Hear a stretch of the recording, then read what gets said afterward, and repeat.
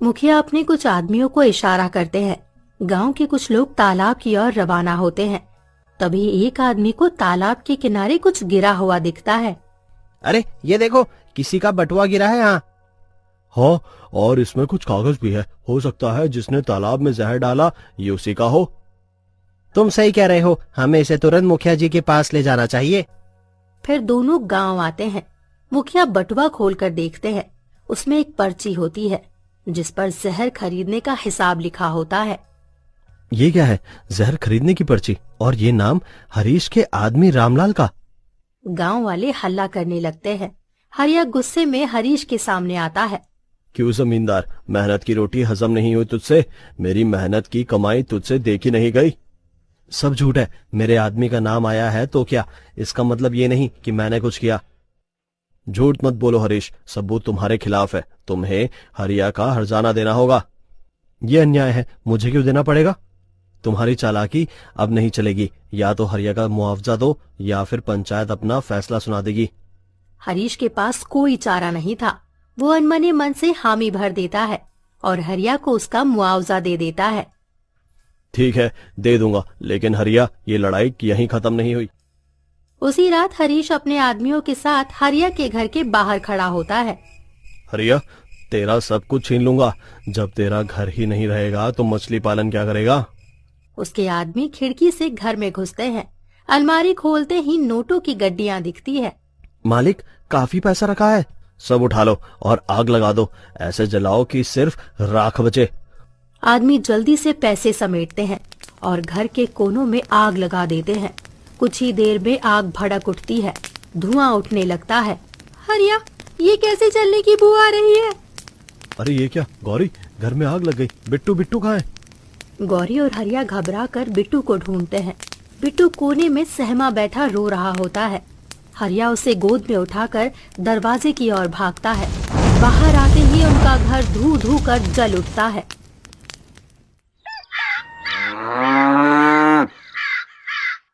हमारा सब कुछ चला गया। हम कहाँ जाएंगे? हम कहाँ जाएंगे जी? गौरी फूट फूट कर रोने लगती है। बिट्टू डरा सहमा अपने पिता की ओर देखता है। माँ, भूख लगी है, कुछ खाने को दो ना। बेटे, कुछ भी नहीं बचा है, कहाँ से लाऊं? रुको रुको, मैं कुछ करती हूँ। गौरी तेजी से पड़ोसी के दरवाजे पर दस्तक देती है। अंदर से पड़ोसन दरवाजा खोलती है और गौरी को इस हाल में देखकर चौंक जाती है। भाभी, मेरा घर जल गया, सब कुछ खत्म हो गया, खाने के लिए भी कुछ नहीं बचा। मेरा बिट्टू सुबह से भूखा है, बस थोड़ा सा कुछ दे दो, कुछ भी, जो भी हो, जिससे उसका पेट भर सके। पड़ोसन की आंखों में सहानुभूति झलकती है, लेकिन वो भी मजबूरी में सिर झुका लेती है। गौरी बहन, मैं समझ सकती हूँ तुम्हारा दर्द, लेकिन मेरे घर में भी कुछ नहीं है।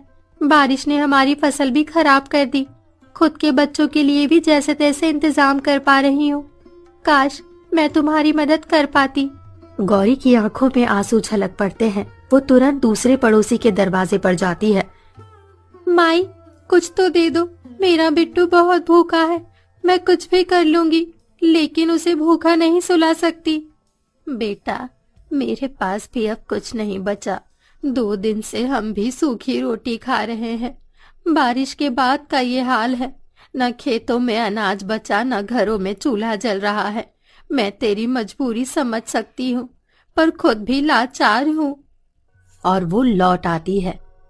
बेटा, कुछ भी नहीं मिला। उसकी आंखों में बेबसी है, हाथ खाली है और दिल भारी।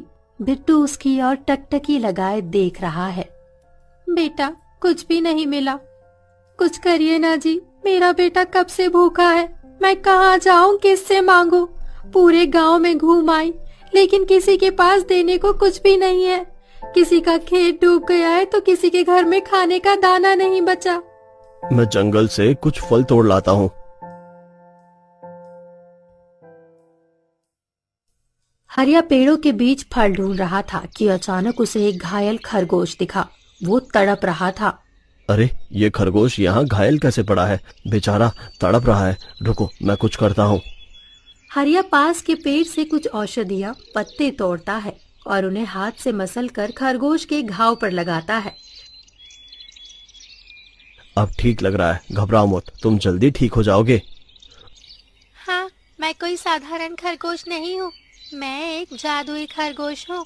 जिसने भी मेरी मदद की, मैं उसे कुछ भी मांगने का वरदान देती हूँ। बोलो, तुम्हें क्या चाहिए? मुझे कुछ नहीं चाहिए, बस तुम जल्दी ठीक हो जाओ। मैं सिर्फ तुम्हारी मदद करना चाहता था, बदले में कुछ नहीं चाहिए। खरगोश हरिया को टकटकी लगाए देखता है। अचानक तेज रोशनी फैलती है और खरगोश एक सुंदर परी में बदल जाता है। हरिया हक्का बक्का रह जाता है। अरे तुम तो परी हो, मगर तुम तो खरगोश थी, ये कैसे? मैं असल में एक परी थी, लेकिन एक साधु के श्राप के कारण खरगोश बन गई थी। मैंने अब तक जिसे भी वरदान देने का मौका दिया, वे सभी स्वार्थी निकले, लेकिन तुमने अपनी कोई इच्छा नहीं मांगी। तुमने सिर्फ मेरे ठीक होने की कामना की, इसलिए मेरा श्राप समाप्त हो गया। अरे ये तो बड़ा अद्भुत हुआ। हरिया, तुम्हारी निस्वार्थता का बदला मुझे देना ही होगा। मैं तुम्हें एक जादुई वरदान देती हूँ। इससे तुम जो भी चीज दिल से चाहोगे, वो तुम्हारे सामने आ जाएगी। मगर मैं इसका क्या करूँगा? तुम्हारे अच्छे दिनों की शुरुआत हो चुकी है हरिया। अब आगे जो होगा वो खुद तुम्हें दिखेगा। परी देखते ही देखते गायब हो जाती है। हरिया कुछ देर वहीं खड़ा सोचता रहता है, फिर जंगल में फल तोड़ने के लिए बढ़ता है। जैसे ही वो फल तोड़ने के लिए हाथ बढ़ाता है, पेड़ से ढेरों फल नीचे गिर पड़ते हैं। अरे ये कैसे हुआ? ओह, तो ये इसकी ताकत है। हरिया खुश होकर ढेर सारे फल इकट्ठा करता है और घर की ओर दौड़ पड़ता है।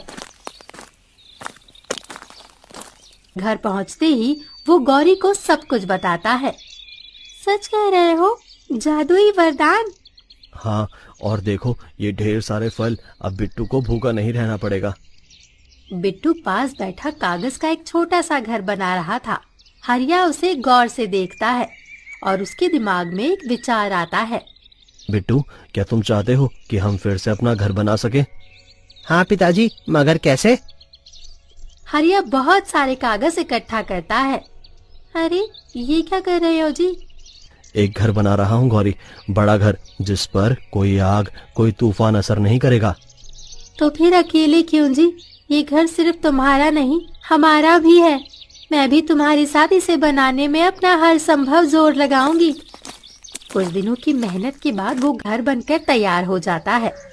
ये कागज का घर असली मजबूत मकान में बदल जाए। अचानक देखते ही देखते कागज का घर एक मजबूत सुंदर मकान में बदल जाता है। गौरी, बिट्टू और हरिया हैरानी से देखते रह जाते हैं। जी, ये तो चमत्कार हो गया। हमने तो बस कागज जोड़े थे, पर ये तो पक्की दीवारें बन गई, मजबूत छत, सुंदर खिड़कियाँ। ऐसे कैसे हुआ? ये सपना तो नहीं है ना? पिताजी, हमारा घर वापस आ गया। हाँ बिट्टू, भगवान ने हमारी मेहनत देखी और हमारी मदद करी। अब हमें और किसी चीज की चिंता नहीं करनी पड़ेगी। गौरी, मैं फिर से मछली पकड़ने जाऊंगा। मगर कहीं फिर से कोई परेशानी ना आ जाए। अब नहीं गौरी, अब हमारी तकदीर बदल चुकी है। मुझे यकीन है कि अब सब अच्छा होगा। हरिया अपना जाल लेकर तालाब की ओर बढ़ता है। वो जाल डालता है और थोड़ी देर इंतजार करता है। कुछ ही पलों में जाल भारी लगने लगता है। हरिया जाल खींचता है और देखता है कि उसमें पहले से दोगुनी मछलियां फंसी हैं। वो खुशी से झूम उठता है। वाह, आज तो किस्मत खुल गई। इतनी सारी मछलियाँ पहले कभी नहीं पकड़ी। अब गांव के बाजार में जाकर बेचूंगा और अच्छे दाम मिलेंगे। हरिया तेजी से अपने सामान को समेटता है और बाजार में निकल पड़ता है। हरिया खुशी खुशी मछलियां बेचता है और अच्छा पैसा कमाता है। धीरे धीरे उसकी हालत बेहतर होने लगती है। लेकिन कुछ महीनों बाद गांव में मूसलाधार बारिश होती है। पानी तेजी से बह रहा होता है। इतनी तेज बारिश हो रही है जी, कहीं हमारा ये कागज का घर बह ना जाए। अगर ऐसा हुआ तो हम फिर से बेघर हो जाएंगे। नहीं गौरी, हमारा ये घर सिर्फ कागज का नहीं, मेहनत और विश्वास का है। जब तक हमारा हौसला मजबूत है हमें कोई तूफान हिला नहीं सकता। अरे बचाओ, मेरा घर पानी में बह रहा है। हम कहाँ जाएंगे, हमारे पास कुछ भी नहीं बचा। लेकिन इस सब के बीच हरिया का घर अपनी जगह टिका हुआ था। गांव वाले उसकी ओर देखकर चौंक जाते हैं। अरे ये क्या, इतनी तेज बाढ़ में भी हरिया का घर जस का तस खड़ा है। ये कैसे हो सकता है, उसका घर तो कागज का बना था ना। कागज का घर इतनी तेज बारिश और बाढ़ से कैसे बच सकता है? ये तो असली पक्के घर जैसा मजबूत लग रहा है। अरे देखो, हरिया का घर तैर रहा है। हरिया भाई, हमें भी बचा लो, हमारे पास कोई सहारा नहीं बचा। हरिया कुछ पल चुपचाप गांव वालों को देखता है। इनकी मदद क्यों करोगे? जब हमारा घर जला था तब किसी ने हमारी मदद नहीं की थी। गौरी, मुसीबत में ही इंसान की असली पहचान होती है। अगर हम भी इनकी मदद ना करें तो हम भी उन्हीं जैसे बन जाएंगे। पर ये लोग तुम्हारा दर्द कभी नहीं समझे। हरिया गांव वालों को अपनी तैरती हुई झोपड़ी में चढ़ने देता है। धीरे धीरे सब सुरक्षित हो जाते हैं। हरिया, मेरी मदद करो, मेरा सब कुछ खत्म हो गया, अब मैं कहाँ जाऊँ?